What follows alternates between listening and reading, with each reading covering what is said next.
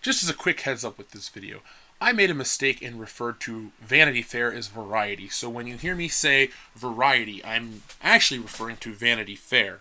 So I just want to put that correction before this video starts so there's no confusions to what I'm actually talking about. So without any further ado, enjoy this video. On Thursday, December 14th, we saw Star Wars: The Last Jedi, and we left the theater disappointed. Now, 2 years ago when The Force Awakens was released, we were angry at the film.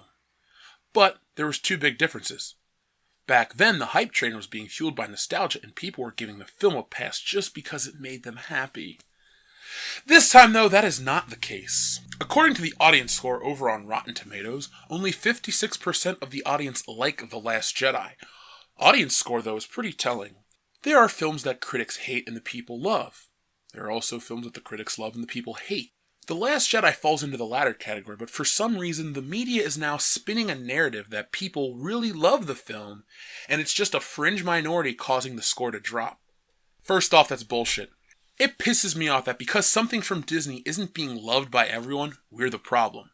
Let's look at the most heinous offender first. Variety. Now, I'm not going to read the entire article to you. The link will be in the description. But it's filled with loaded language such as this. First of all, it should be noted that the audience members most likely to register their opinions on Rotten Tomato are a very specific, very reactionary kind of fan. So the people reacting negatively, deal with it. Rotten Tomatoes requires a Facebook account, and it automatically registers it half the time, so chill the fuck out. Furthermore, there's someone on Facebook who claims to have maliciously and single-handedly manipulated the Rotten Tomatoes score in order to keep it dropping. Well, here's some evidence of people attempting to do the same thing but for the opposing side. How is that not being reported, but this is? Where's your journalistic integrity? Disney dollar stripped that from you. But here's the thing, you can go on Facebook and make up any bullshit claim, and now because somebody's making a joking bullshit claim that goes against something that you like, it's now to be debated about and investigated. If I went on record as saying I'm the reason that Donald Trump's hair is falling out, should I have Variety and every other newspaper out there reporting on it that this guy claims to be the reason for Donald Trump's hair?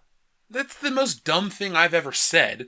It's also the dumbest thing I've ever read. Oh, somebody on Facebook's making the score drop. The Facebook post reveals how easy it might be for the vocal minority to manipulate such a metric as this to create a false narrative.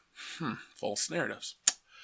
Yes, there is a ticked-off splinter of the Star Wars fandom angered by The Last Jedi. These MAGA-esque fanboys, the same that call Rey a Mary Sue, or lost their marbles over the 2016 all-female Ghostbusters reboot before it even hit theaters, have been spreading their overblown hatred all over social media. As you might imagine, those fans, who seem to take their cues from the First Order supremacists Hux and Kylo, rather than Resistance heroes Rey, Finn, and Poe, aren't very comfortable with the film's more progressive messages. Their hysteria-tinged reactions should be ignored. Ignored because they disagree with you? That's not equality. What if a surge of women were the ones that hated this film? I guarantee you that kind of paragraph wouldn't be written, especially in today's climate. Now, the Ghostbusters narrative of men are evil is what killed that franchise, and we covered it last year at great lengths.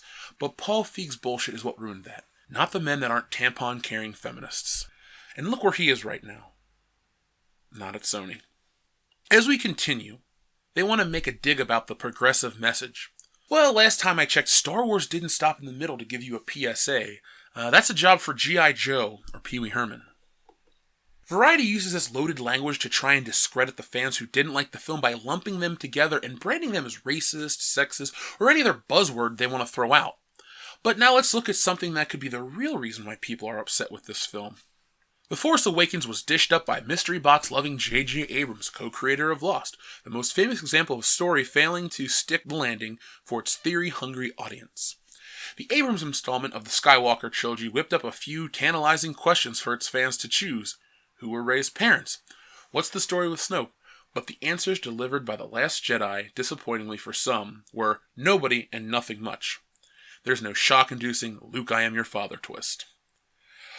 First off, writer Joanna Robinson, the line isn't Luke I am your father, it's No, I am your father. You're thinking of this. La la la, Luke, Luke, I am your father. Now, the only reason I bring this up is to point out that you're not a Star Wars fan. Maybe you're a fan of the cultural zeitgeist that surrounds Star Wars, but the movies are just that to you, movies. A lot of people take them seriously, and if you can't even give enough respect to the biggest moment in all of them by getting the basic line of dialogue right, or even Googling it, well then why should the rest of your argument hold weight? You don't get Star Wars, so why is your optimistic appraisal of the situation supposed to matter? Now, the rest of the article kind of goes into eat itself, so you can read that in the link below. But I'm going to move on to another article because there's more bullshit out there. Deadline Hollywood is claiming the discrepancy between the fan score and the critic score is alarming. But why? There's a 37% difference from the fans to the critics. You know what has an even larger gap? Transformers 2 with a 38% gap. Oh, but that's okay because it's acceptable to shit on that franchise. It's Transformers. It's dumb, but it makes money. Well, I'll never go to bat for Bayformers, but it sits in the same boat as Disney's Star Wars. It's flashy and dumb, but people throw money at it.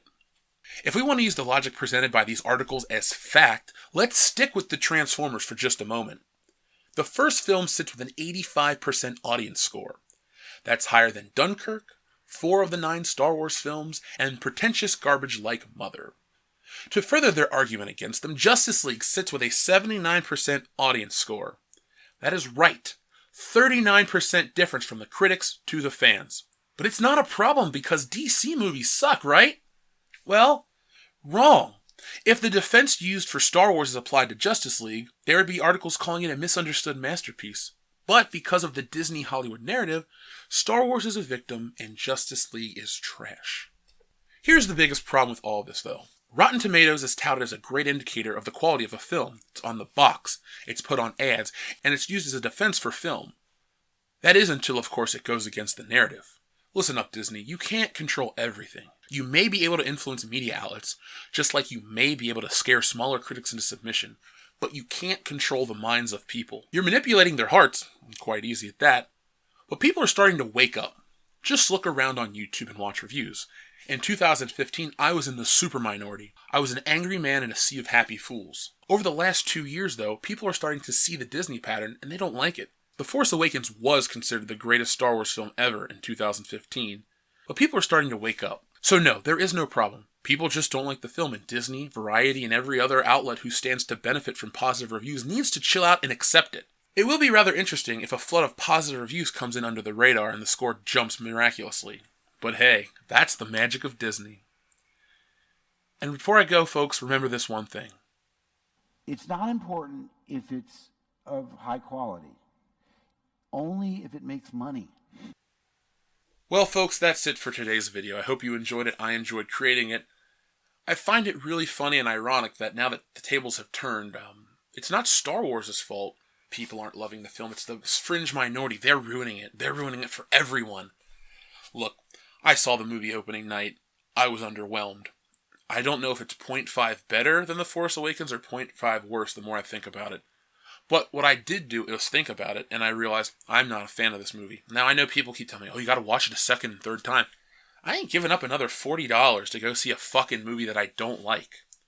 I missed out on a lot of films this year, and if I was still able to watch like Dunkirk and stuff like that, I would have went and seen that. If Dunkirk was out now and somebody said, oh, you should go see Star Wars again. No. I don't need to see Star Wars again, nor do I want to see Star Wars again.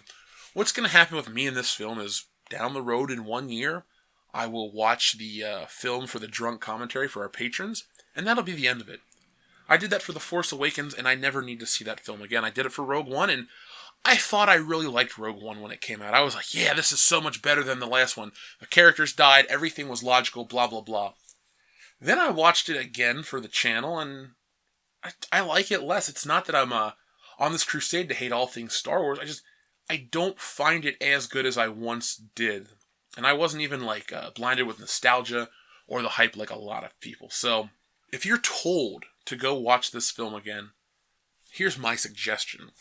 Wait till Redbox, rent with $1. There you go. Only $1 was transferred between you and the business.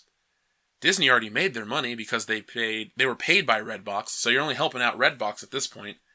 And everyone's a winner, I guess, in that phrase. So thanks for watching. If you're a fan of this channel, make sure you're subscribed, give our videos a thumbs up, and share them. And if you really, really, really love us and you'd like to help us grow, like, God, almost 100 of you now, We're over on Patreon. For $1 a month, you can get a lot of content, or for just 17 cents a day, which equates to $5 a month, you can get access to commentaries, videos, roundtables, hangouts, extended stuff that's not over here on YouTube. It's really a lot of fun, and a lot of people are really receptive to it.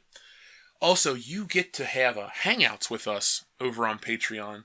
We're trying to figure out live streaming to do more of that stuff, but we're gonna have a couple people that are patrons come over to the channel. We're gonna review movies that they want to with them. We're gonna have in-depth discussions. We're gonna have a lot of fun. So, if you've gone through our channel and you like what you hear, the 17 cents a day will help, and it'll get you over here, and you can have your voice heard too. We can just have a lot of fun. Realistically, that's what this is all about, fun. And the money goes to help with new equipment and stuff like that, because next year, worldclassbullshitters.com is going to go live, and it'll be a better hangout place than Facebook ever could be.